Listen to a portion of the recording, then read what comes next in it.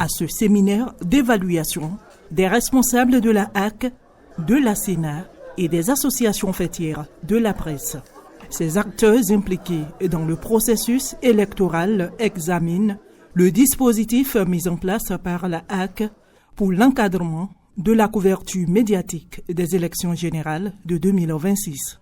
Le séminaire qui nous réunit aujourd'hui constitue à cet effet un cadre privilégié pour porter un regard critique sur les dispositifs mis en œuvre, apprécier leur efficacité, identifier les insuffisances et capitaliser les bonnes pratiques.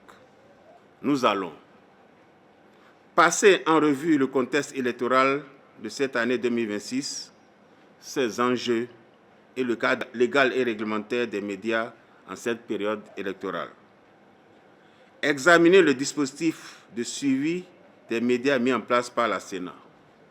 Analyser la participation des partis politiques aux élections couplées communales et législatives du 11 janvier 2026, ainsi que celle des duos de candidats à l'élection présidentielle du 12 avril 2026. Conformément aux dispositions de la loi organique de la Haute Autorité de l'audiovisuel et de la communication, plusieurs activités sont conduites dans le cadre du processus électoral. Au cours des travaux, les différentes étapes ayant marqué la préparation, l'organisation et la couverture médiatique des élections générales de 2026 sont passées en revue. La HAC a, conformément à sa mission constitutionnelle, mis en œuvre plusieurs mécanismes de régulation, de suivi et d'encadrement des médias publics et privés afin de favoriser une couverture médiatique responsable du processus électoral.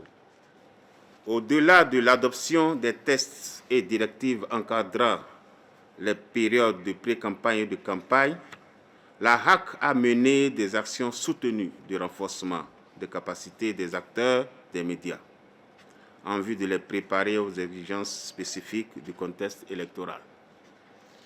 Par ailleurs, un dispositif opérationnel de suivi et de supervision des contenus médiatiques a été déployé.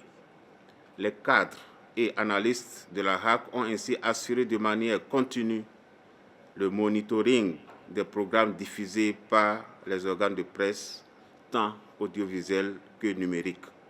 Il convient de noter avec satisfaction que cette qualité d'organisation a été saluée par plusieurs missions d'observation électorale, tant nationales qu'internationales, confirmant ainsi la place du Bénin comme référence démocratique dans la sous-région.